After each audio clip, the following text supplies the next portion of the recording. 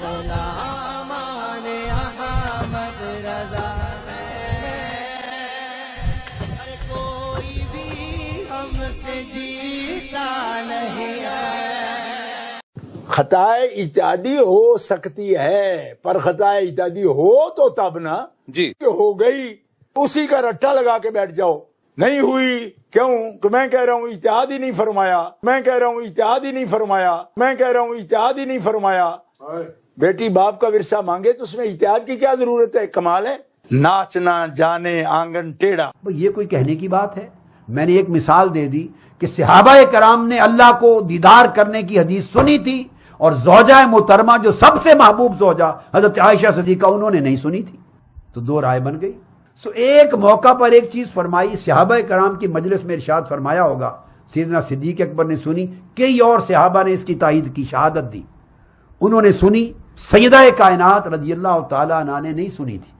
آپ کا اجتہاد تھا، آپ کا اجتہاد تھا، میں کہہ رہا ہوں اجتہاد ہی نہیں فرمایا، آپ کا اجتہاد تھا، میں کہہ رہا ہوں اجتہاد ہی نہیں فرمایا، آپ کا اجتہاد تھا، میں کہہ رہا ہوں اجتہاد ہی نہیں فرمایا۔ آپ کا اجتہاد تھا۔ جیسے رویت باری تعالیٰ، دیدار باری تعالیٰ میں ام المومنین حضرت عائشہ صدیقہ کا اجتہاد تھا، ہم ان کے اجتہاد کا فیصلہ نہیں مانتے، ہم ان کے اجتہاد کا فیصلہ نہیں مانتے۔ ایگزیکٹلی یہی سچویشن ہے مسئلہ فدق پر، ایگزیکٹلی یہی سچویشن ہے مسئلہ فدق پر، ایگزیکٹلی یہی سچویشن ہے مسئلہ فدق پر۔ اگر اس میں حق بنتا ہے تو میں لوں، یہ ان کا فہم تھا اپنا، ایک اجتہادی رائے تھی، ایک اجتہادی رائے تھی، میں کہہ رہا ہوں اجتہاد ہی نہیں فرمایا، ایک اجتہادی رائے تھی، میں کہہ رہا ہوں اجتہاد ہی نہیں فرمایا۔ ایک اجتہادی رائے تھی۔ جب سیدنا صدیق اکبر کے پاس آئیں تو انہوں نے آقا علیہ السلام کی وہ حدیث سنا دی، اور بعد میں کئی اور صحابہ نے اس کی تائید کر دی کہ آقا علیہ السلام نے یہ فرمایا تھا کہ ہماری مال میں کوئی وراثت نہیں ہوتی۔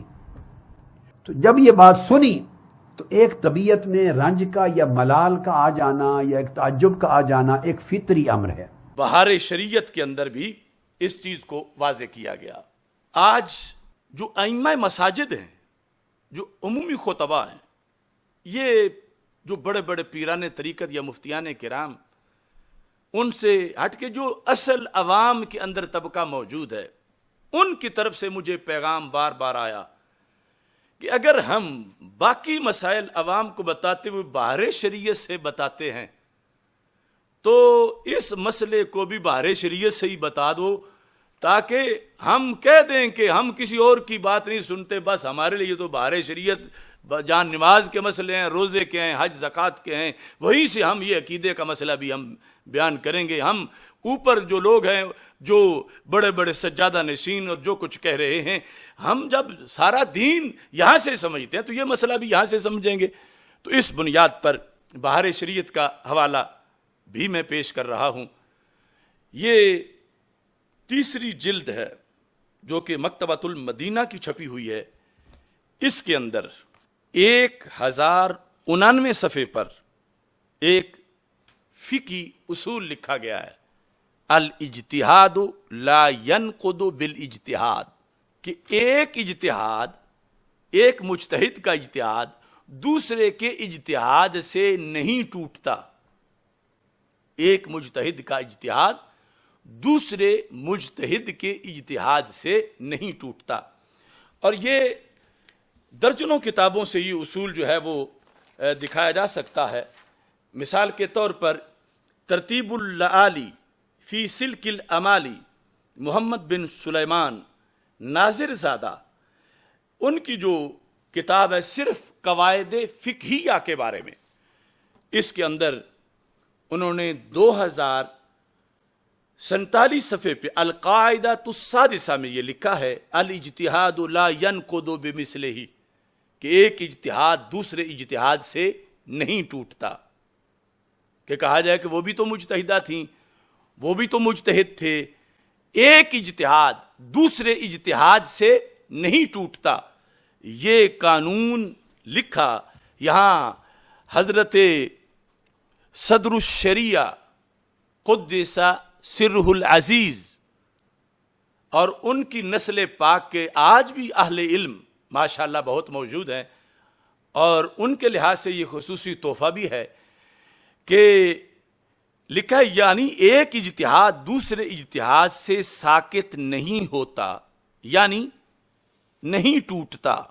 اس قاعدہ کی بنیاد صحابہ کرام رضی اللہ تعالی عنہم کا عمل ہے کہ سیدنا ابو بکر صدیق رضی اللہ تعالی عنہ نے چند مسائل کے سلسلے میں حکم صادر فرمایا جس کی مخالفت سیدنا عمر رضی اللہ تعالیٰ عنہ نے کی، مگر سیدنا ابو بکر صدیق رضی اللہ تعالی عنہ کا حکم اس سے نہ ساکت ہوا نہ کالعدم ہوا، یعنی مقابلے میں دوسرا اجتہاد تھا مگر ایک اجتہاد دوسرے اجتہاد کو نہیں توڑتا۔ اب شاید کوئی سمجھے کہ یہ چلو ٹھیک ہے، قانون ٹھیک ہے، مگر یہ جو مسئلہ ہے سیدہ فاطمہ رضی اللہ تعالی عنہ اور حضرت سیدنا صدیق اکبر رضی اللہ تعالی عنہ کا کہ یہاں اس کا ثبوت دو، یہ کہاں لکھا ہے؟ تو اگلی لائن میں لکھا ہے، یہ سکرین پہ بھی لفظ آپ دیکھیں، بہار شریعت، اگلی لائن میں کیا لکھا ہے؟ اسی طرح جیسے حضرت صدیق اکبر رضی اللہ تعالیٰ عنہ کا اجتہاد اور حضرت عمر رضی اللہ تعالیٰ عنہ کا اجتہاد، یہ جب آمنے سامنے دو اجتہاد ہوئے اپنی اپنی دلیل کے مطابق، تو حضرت صدیق اکبر رضی اللہ تعالیٰ عنہ کا اجتہاد نہ ٹوٹا نہ ساکت ہوا۔ کس کے اجتہاد سے؟ حضرت سیدنا عمر رضی اللہ تعالیٰ عنہ کے اجتہاد سے، اور نہ ہی ان کی طرف کوئی عیب کی نسبت ہوئی نہ توہین ہوئی۔ تو کہتے ہیں اسی طرح فدق کے بارے میں خلیفہ اول کا حکم حضرت عباس، حضرت فاطمہ، حضرت علی رضی اللہ تعالی عنہم کے اجتہاد سے نہ ٹوٹا نہ ساکت ہوا۔ تو عین وہی مسئلہ جو آج چل رہا ہے، یہاں دو اجتہاد مانے گئے، ایک طرف خلیفہ اول رضی اللہ تعالی عنہ کا اجتہاد، دوسری طرف حضرت عباس رضی اللہ تعالی عنہ، حضرت سیدہ فاطمہ رضی اللہ تعالی عنہا اور حضرت مولا علی رضی اللہ تعالی عنہ، یہ تینوں ان کا اجتہاد۔ تو یہاں جملے پھر سن لیں کہ جس طرح حضرت ابو بکر صدیق رضی اللہ تعالی عنہ کے اجتہاد کے مقابلے میں حضرت عمر رضی اللہ تعالی عنہ کے اجتہاد سے حضرت صدیق اکبر رضی اللہ تعالیٰ عنہ کا اجتہاد نہ ٹوٹا مگر چھوڑ دیا گیا۔ کون سا اجتہاد؟ حضرت عمر والا، اور درست سمجھا گیا حضرت صدیق اکبر رضی اللہ تعالیٰ عنہ والا۔ کہتے ہیں اسی طرح فدق کے بارے میں خلیفہ اول، اب یہ ساری دنیا جانتی ہے کہ خلیفہ اول کون ہے، حضرت صدیق اکبر رضی اللہ تعالیٰ عنہ کا حکم حضرت عباس، حضرت فاطمہ، حضرت علی رضی اللہ تعالی عنہم کے اجتہاد سے نہ ٹوٹا نہ ساکت ہوا، بلکہ یہ اجتہاد کرنے والے بھی بالآخر اسی پہ دستخط کرنا شروع ہو گئے، اور اجتہاد جن کا مقابلے میں تھا ان سب نے اس اجتہاد کو مانا جس اجتہاد کو حضرت صدیق اکبر رضی اللہ تعالی عنہ پیش کر رہے تھے فدق کے فیصلے میں، اور ان سب نے پھر اس کو مانا۔ یہی وجہ ہے کہ حضرت مولا علی رضی اللہ تعالی عنہ نے اپنے دور خلافت میں یہ فدق، اس کا فیصلہ نہ بدل کے یہ واضح کیا کہ صدیق اکبر رضی اللہ تعالی عنہ کا فیصلہ برحق تھا، اور میں اسی فیصلے کو اپنے عہد خلافت میں بھی برقرار رکھوں گا۔